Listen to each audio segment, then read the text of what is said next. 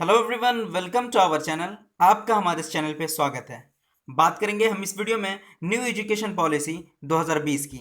आखिर इस पॉलिसी में क्या है, भारत की नई शिक्षा नीति क्या लेकर के आई है 2020 के लिए, और जीडीपी का 6% ये खर्च कर रही है एजुकेशन पे। इन सब के बारे में हम बात करेंगे कि पॉलिसी के मेन फैक्ट्स क्या हैं। टोटल इतने सारी चीज़ें लेकर के बहुत बड़े पेजेस में है, 100 कुछ पेजेस में है। तो इन सबों में एक कंक्लूजन निकल करके क्या आता है, क्या है एजुकेशन पॉलिसी, इसके बारे में हम जानेंगे। चलिए स्टार्ट करते हैं। फर्स्ट को आते हैं हम कि एनईपी नेशनल एजुकेशन पॉलिसी पे जो अभी राष्ट्रीय नीति है ये 1986 में बनी थी। ये ड्राफ्ट जो नेशनल एजुकेशन पॉलिसी 1986 जगह ली थी। उसके बाद 1992 में कुछ संशोधन किया गया और एनईपी 3 से 18 वर्ष के आयु के बच्चों को शामिल करने के लिए 2009 में विस्तार से इसे शामिल किया गया, राइट टू एजुकेशन के नाम से। ठीक है, तो ये सारी चीज़ें लेकर के आए और 34 साल के बाद अब 2020 में, कब 2020 में ये न्यू एजुकेशन पॉलिसी आई है, जिसे लेकर कौन आया है वो सारी चीज़ें हम बात करेंगे आगे स्लाइड में। आपको बता दें कि पूर्व प्रधानमंत्री राजीव गांधी के कार्यकाल में 1985 में शिक्षा मंत्रालय को बदल करके एचआरडी मंत्रालय कर दिया गया था। ह्यूमन रिसोर्स डेवलपमेंट मंत्रालय के नाम से जाना जाता है। 1985 में किसके टाइम में किया गया था, राजीव गांधी के टाइम में 1985 में शिक्षा मंत्रालय का नाम बदल के एचआरडी मिनिस्टर कर दिया गया था, जिसे अब फिर से एचआरडी मिनिस्टर का नाम बदल करके शिक्षा मंत्रालय कर दिया गया। क्या कर दिया गया, शिक्षा मंत्रालय कर दिया गया। तो केंद्रीय कैबिनेट की बैठक में शिक्षा नीति 2020 पेश की गई। इस नीति में मसौदे में तहत सुझाव दिए गए एक मंत्रालय का नाम मंत्रालय के नाम में बदलाव भी शामिल है। इस मंत्रालय का क्या नाम है, मानव संसाधन विकास मंत्रालय, एमएचआरडी में जिसे कहा जाता था, उसका नाम बदल करके अब शिक्षा मंत्रालय कर दिया गया है। जो कब चेंज हो गया था एमएचआरडी में, 1985 में, लेकिन अब ये 2020 में इसे क्या कहा जाएगा, शिक्षा मंत्रालय कहा जाएगा। ठीक है, अब आपको आगे मैं बता दूं कि यूनियन कैबिनेट जो है, केंद्रीय मंत्रिमंडल, नई शिक्षा नीति जो है 2020 को मंजूरी दे दी है और नई शिक्षा नीति में 10+2 के फॉर्मेट को पूरी तरह खत्म कर दिया गया है।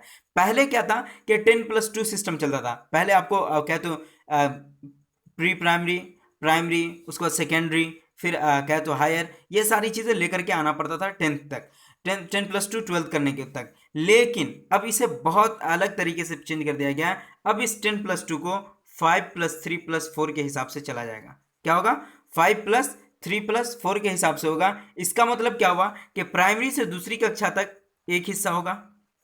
अब मैं आपको बता दूं कि 5 एज है, 5 साल है, तो ये 5 3+3 है। तो इसका मतलब हो गया कि 3 साल होंगे आपके प्री प्राइमरी के, प्लस फर्स्ट क्लास और दूसरा क्लास, ये 2 क्लास तक आते आते आपके 5 साल होंगे। फिर ये तीन तीन साल होंगे, फिर 3 साल, और ये 4 साल। तो अब ये कैसे कैसे है वो मैं आपको बता देता हूँ। 5+3+3+4, तो ये हो गया कि दूसरी कक्षा तक एक हिस्सा होगा, 5 इयर्स। अब उसके बाद क्या है, तीसरी से पांचवी तक दूसरा हिस्सा होगा, तीसरी से पांचवी तक दूसरा हिस्सा होगा, और छठी से आठवीं तक तीसरा हिस्सा होगा, और 9वीं से 12वीं तक वो चौथा हिस्सा होगा। क्या होगा, 9वीं से 12वीं तक चौथा हिस्सा होगा। अब ये 2 क्लास तक 5, अब ये आ जाएगा कि फिर तीसरी से पांचवी तक, अब ये 5वीं क्लास तक आएंगे तो हम 3 हो जाएंगे, 3 इसमें ऐड हो जाएगा। फिर इसके बाद क्या होगा कि छठी से आठवीं आएगा तो फिर 3 ऐड हो जाएगा, और 9 से जो 12th होगा ये 4 सिस्टम होगा। तो इस तरीके से 5+3+3+4 का सिस्टम दिया गया है। ठीक है, अब इसमें क्या किया गया कि मोदी सरकार ने नई शिक्षा नीति में 34 साल बाद इस नीति को बदलाव किया। इसकी और शिक्षा नीति को कौन समिति लेकर गई, 2 समितियां बनाई है। अब भाई कोई ड्राफ्टिंग, कोई कमेटी तो बनी होगी ड्राफ्ट तैयार करने के लिए, कोई तो समिति बनी होगी। उस समिति में 2 समितियां थी। एक है कि टीएसआर सुब्रमण्यम समिति है।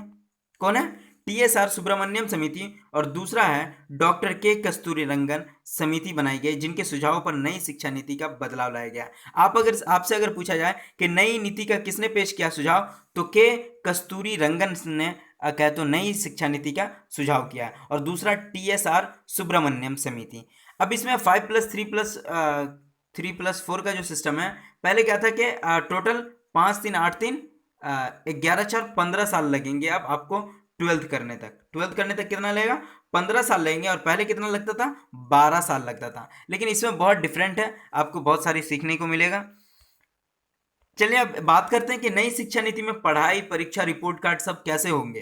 तो इस सब में क्या है कि आपको 34 साल बाद जो नई शिक्षा नीति, उसमें कैबिनेट ने मंजूरी दी है कि शिक्षा नीति में स्कूल के बस्ते, प्री प्राइमरी क्लासेस, बोर्ड परीक्षाओं को किस तरीके से देना है, रिपोर्ट कार्ड और यूजी एडमिशन के तरीके में एमफिल तक कुछ बदलाव किया गया है, जिसमें बहुत सारे एमफिल को अब साइड कर दिया गया। रिपोर्ट कार्ड आपको दिए जाएंगे। यूजी में एडमिशन करने के लिए एक आपको क्या तो इंट्रांस देना पड़ेगा, जो कॉमन इंट्रांस टेस्ट होगा वो आपको देकर के एडमिशन लेना होगा। उसके बाद आपको 5+3+3+4 का क्या तो इस मॉडल के तहत आपको 12 तक जाना होगा। तो ये सारी चीजें बदलाव आई है इसमें। आप देखेंगे कि फर्स्ट में आपको बता दूं कि अब तक आप आर्ट, म्यूजिक, क्राफ्ट, स्पोर्ट्स और योग आदि का पाठ्यक्रम जो है वो एक्स्ट्रा करिकुलम कहा जाता था, लेकिन अब ये क्या होगा, मुख्य पाठ्यक्रम होगा जिसमें एक्स्ट्रा करिकुलम एक्टिविटी नहीं की जाएगी।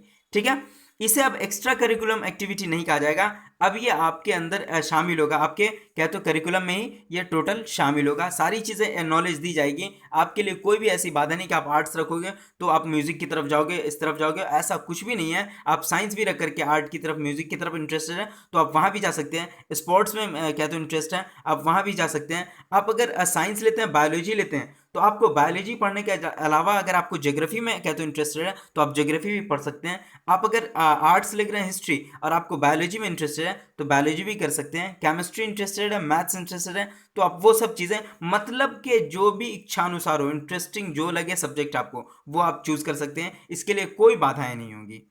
ठीक है, नेक्स्ट है कि क्या था पहले कि अभी तक शादी होने या किसी बीमार होने की वजह से पढ़ाई अक्सर छूट जाती थी या सेमेस्टर बीच में ड्रॉप आउट हो जाता था। तो इस सब चीज़ों में क्या है कि इसमें चेंजेस किए गए।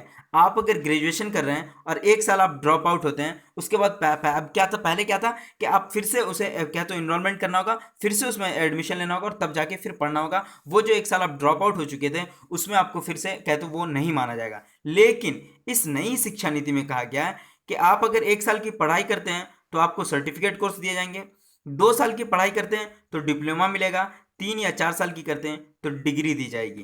क्या है कि एक साल आप करते हैं तो इसमें क्या दिया जाएगा, सर्टिफिकेट कोर्स दिया जाएगा।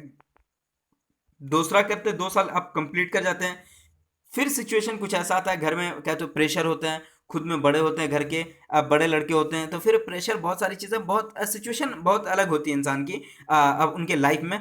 तो इस तरीके से आप 1 ईयर कर लेते हैं तो सर्टिफिकेट मिलेगा, 2 ईयर आप ग्रेजुएशन कर लेते हैं तो डिप्लोमा सर्टिफिकेट मिलेगा, 3 ईयर्स कर लेते हैं तो डिग्री मिलेगा, और 4 ईयर्स कर लेते हैं तो डिग्री प्लस रिसर्च। डिग्री तो 3 साल में कंप्लीट हो जाएगा, प्लस एक साल जो आपका होगा वो रिसर्च के लिए होगा, आप रिसर्च कर सकते हैं। ठीक है, नेक्स्ट है फिर कि सरकार ने तय किया कि अब सकल घरेलू उत्पाद यानी जीडीपी का 6% अब खर्चा होगा शिक्षा पर। कितना परसेंट होगा, 6%। अगर आपसे पूछा जाए कि न्यू एजुकेशन पॉलिसी में कितना परसेंट जीडीपी का क्या तो खर्चा होगा, तो वो खर्च होगा 6% जीडीपी का अब एजुकेशन पे खर्च होगा। जो भारत की जीडीपी 4.43% हिस्सा शिक्षा पर खर्च करती थी, वो अब बढ़ा करके 6% एजुकेशन पर खर्च करेगी। पहले 4.43% करती थी, लेकिन इस नई शिक्षा नीति में यह कहा गया कि 6% अब होगा खर्च सिर्फ शिक्षा पर। नेक्स्ट है कि आयोग में शिक्षकों को प्रशिक्षण पर एक खास जोर दिया गया। बिल्कुल सही किया गया ये कि शिक्षकों को प्रशिक्षण पर खास जोर इसलिए दिया गया कि आप बीएड स्ट्रीम कंप्लीट हो, आपका 4 साल क्या तो इन सबों को देखते हुए आप सीटेट क्वालिफाई हो, तो ये सारी चीज़ें देखते हुए एक बेहतर टीचर को बनाया जाएगा। टीचर जो है ना एक बेहतर स्टूडेंट तैयार करता है। जो क्या होता है कि इस क्या तो देश का एक फाउंडेशन होता है कि एक स्टूडेंट ही आकर के एक टीचर बनता है, और एक टीचर ही बहुत बड़े क्या तो साइंटिस्ट को पैदा करता है, बहुत बड़े इंजीनियर को पैदा करता है, बहुत बड़े क्या तो फिलोसफर को पैदा करता है, बहुत बड़े साइकोलॉजिस्ट को पैदा करता है। तो ये एक टीचर ही एक स्टूडेंट को बनाता है, और एक स्टूडेंट ही इतने ऊपर क्या तो ऊंचे क्या तो सीढ़ी तक पहुंचता है, ऊंची सीढ़ियां चढ़ता है, और वो क्या तो इस यूनिवर्स में सबसे नाम ऊंचा करता है, इस यूनिवर्स में खोज निकालता है एक नई नई चीज़ें। तो इसमें क्या होगा कि सब एक अच्छे टीचर, एक योग्य टीचर को प्रशिक्षण किया जाएगा। उसमें विश्वविद्यालय कॉलेजों के स्तर पर शामिल करने की सिफारिश की गई है कि एक अच्छे टीचर हो। ठीक है, फिर उसके बाद होता है कि सरकार अब न्यू नेशनल करिकुलम फ्रेमवर्क तैयार करेगी। इसमें क्या होगा, ECE, school teachers, adult education को जोड़ा जाएगा और बोर्ड एग्जाम में बांटा जाएगा। 2 बोर्ड परीक्षाओं का तनाव कम करने के लिए बोर्ड 3 बार भी परीक्षा करा सकती है। 2 बार क्या तो बोर्ड एग्जाम होता था, लेकिन अब क्या है, बोर्ड अगर तनाव कम करना है एग्जाम्स का, तो उसमें आप कितनी मरतबा लेना करेगा एग्जाम, 3 बार परीक्षा करा सकता है। इसके अलावा बच्चों में रिपोर्ट कार्ड, लाइफ स्किल को जोड़ा जाएगा। क्या करेगा, रिपोर्ट कार्ड जोड़ा जाएगा। उसके बाद क्या तो रोज पारक सीखा जाएगा। रोजगार परक सीखा जाएगा, तो उसमें कैसे किस तरीके से स्किल डेवलप करते हैं, किस तरीके से क्या तो हम रोजगार की तरफ आ सकते हैं, तो वो सारी चीज़ें दी जाएगी। ठीक है, इसके लाइफ स्टाइल में लाइफ स्किल जो होगा इस सब में बहुत चेंज होगा कि किस तरीके से चेंजिंग आ सकती है। पर अब जो ये 12th करेगा ना बच्चा, तो ये 12th तक आते आते पूरी यूनिवर्स को जान लेगा कि किस तरीके से कैसे कर सकते हैं, उसको सारी चीज़ों का नॉलेज हो जाएगा, वो सब कुछ जानेगा। एक कह तो जब तक बच्चा यूनिवर्सिटी तक आता है और सारे इन्वायरमेंट दिखता है, मैं कहता हूँ कि ये 12th तक ही आकर के वो सारे यूनिवर्सिटी के और सारे कह तो यूनिवर्स के एक एक चीज़ को समझने लगेगा। ठीक है, तो उसके अंदर एक स्किल आ जाएगी, स्किल बढ़ाया जाएगा और वहां पर जाकर के वो समझेगा बहुत कुछ। अब एक कहा जाता है कि सरकार ने लक्ष्य लगाए 2030 तक हर एक बच्चे को इसके लिए इन्वॉल्वमेंट 100% तक लाने का लक्ष्य है। अब ये इम्प्लीमेंट किया जाएगा, तो ये कब तक पूरा लक्ष्य पाने की बात की गई है? 2030 तक। ये जो न्यू एजुकेशन पॉलिसी जितनी चीजें लेकर के आई है, ये 2030 तक पाने की बात की गई है। ठीक है, नेक्स्ट है कि राष्ट्रीय शिक्षा नीति 2020 में कहा गया है कि उच्च शिक्षा संस्थानों में कॉमन एंट्रेंस एग्जाम होगा। मतलब यूनिवर्सिटीज में जो भी कहते हो एग्जाम्स होंगे, वो कॉमन एंट्रेंस एग्जाम के तहत उसे एडमिशन दिया जाएगा।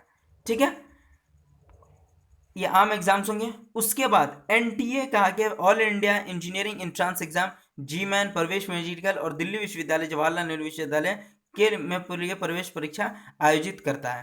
तो ये एनटीए से पहले ही ऑल इंडिया इंजीनियरिंग जो एनटीए नेशनल क्या तो ये एजुकेशन पॉलिसी में कहा गया है कि एनटीए जो पहले से ही क्या तो करा रही है इन सब यूनिवर्सिटी में, जैसे ऑल इंडिया इंजीनियरिंग एंट्रेंस में ये सब एनटीए कराती है, नीट, यूजीसी, जेएनयू, ये सारी चीज़ें एनटीए एग्जाम करवाती है। लेकिन अब क्या होगा, जितनी भी यूनिवर्सिटी होगी सबों में कॉमन एंट्रेंस एग्जाम टेस्ट होंगे। नेक्स्ट है कि रिसर्च में किए जाने वाले में जो नई व्यवस्था लाई गई 4 साल के, इस 4 साल में डिग्री प्रोग्राम का विकल्प दिया जाएगा।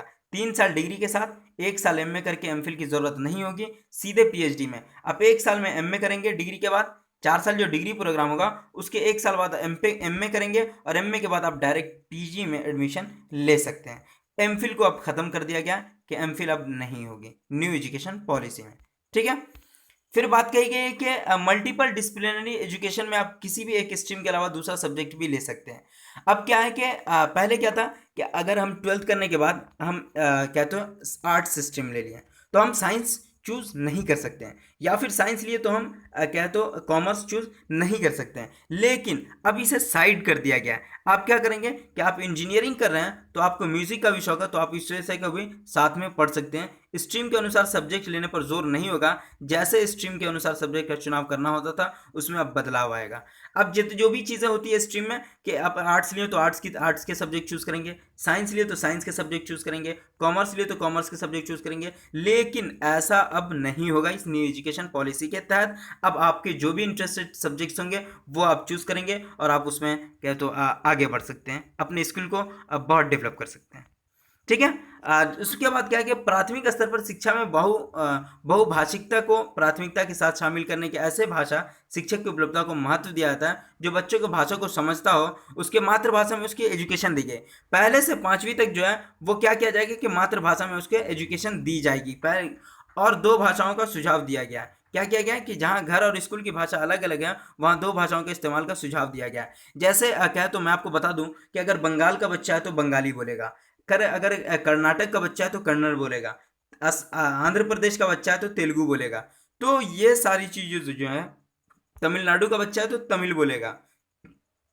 लेकिन उसके अलावा उसे 2 लैंग्वेज हिंदी और इंग्लिश की एजुकेशन दी जाएगी और उसके मदर टंग की भी दी जाएगी। ये 3 लैंग्वेजेस उसे आसानी में दिया जाएगा। आप अगर इंग्लिश में पढ़ा रहे हैं तो उसे उसके मदर टंग में समझाना होगा, जो सबसे बेहतर होगा उसके मदर टंग में समझने के लिए। ये सबसे बड़ी चीज़ें लाई गई है। उसके बाद क्या है, लड़कियों की शिक्षा जारी करने के लिए उसके भावनात्मक रूप से क्या तो उसको वातावरण दिया जाएगा, जिसमें सुझाव दिया गया कि कस्तूरबा गांधी बालिका विद्यालय जो है उसका विस्तार 12वीं तक करने का सुझाव नई नीति 2019 में है। 2019 में भी कहा गया कि बालिका को क्या तो एजुकेशन देने के लिए 12वीं तक कर दिया जाएगा, कस्तूरबा गांधी बालिका विद्यालय को अब 12 तक कर दिया जाएगा। ठीक है, नेक्स्ट है कि यूएस के तौर पे एनएसएफ नेशनल साइंस फाउंडेशन के तर्ज पर सरकार एनआरएफ नेशनल रिसर्च फाउंडेशन ला रही है।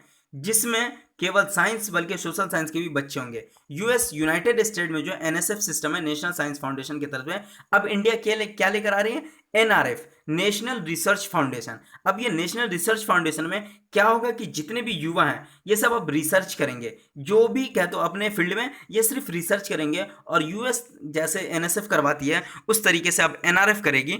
तो ये एक नई चेंजिंग आई है इंडियन कह तो यंग के लिए एजुकेशन में, ठीक है। और फिर कह तो पहली व दूसरी कक्षा में भाषा के गणित पर काम करने पर जोर दिया गया है। बच्चे कह तो मैथ्स में स्ट्रांग होंगे, तो ये सारी चीज़ें लेकर के आई है, भाषा के आधार पर सब कुछ सिखाया जाएगा, तो ये बहुत अच्छी चीज़ लेकर के आया गया। उसके बाद पुस्तकालय में क्या तो उसके बाद पुस्तकालय में एक्टिविटी कराई जाएगी, स्टोरी टेलिंग होगा, रंगमंच होगा, ग्रुप स्टडी होगा, पोस्टर और डिस्प्ले में भी सीखा जाएगा। मतलब डिजिटल सिस्टम भी लाया जाएगा, बच्चों को क्या तो स्टेज परफॉर्म भी कराया जाएगा कि उसकी हेजिटेशन दूर हो। बहुत नई नई चेंजिंग लाई गई है ये न्यू एजुकेशन पॉलिसी में।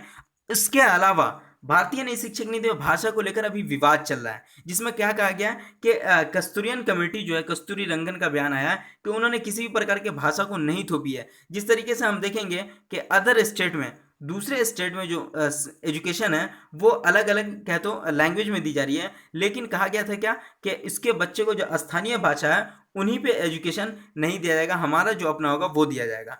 तो इसमें देखिए नई शिक्षा नीति में जारी किया गया है कि भाषा को थोपने पर आरोप नहीं लगाया जा रहा है। आप शिक्षा में जो ड्राफ्ट तैयार की गई है, कस्तूरी रंगन का बयान है कि कोई भाषा नहीं थोपी जा रही है, और नई शिक्षा नीति को अलग अलग भाषाओं पर जोर दिया गया है, किसी पर कोई भाषा नहीं थोपी जा रही है। हालांकि छोटे बच्चों को शुरुआती लेवल पर स्थानीय भाषा में पढ़ाई करने को कहा गया है।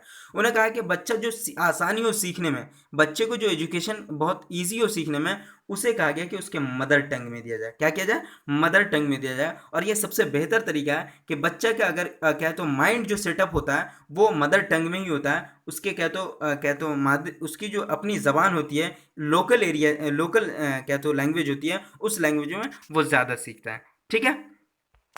उसके बाद है कि इससे पहले कई बार 3 भाषाओं के फॉर्मूले पर विवाद हुआ था, लेकिन दक्षिण के राज्यों ने इसकी आवाज़ उठाई थी कि नहीं, हम 3 लैंग्वेज नहीं पढ़ा सकते हैं। जैसे अब मैं बता दूं, इंग्लिश हिंदी पढ़ाया जाएगा, उसकी मदर टंग भी पढ़ाई जाएगी। यह सिस्टम राज्य सरकार द्वारा क्षेत्रीय राजभाषा में शुरुआती पढ़ाई करने की इजाज़त होगी। उसकी जो स्थानीय भाषा होगी उसमें आप कहते हो एजुकेशन देंगे, और सब कुछ किया जाएगा। यह आपको मैं बता दूँ कि न्यू एजुकेशन पॉलिसी 34 साल बाद आई है, जिसमें 5+3+3+4 सिस्टम लेकर के आया गया।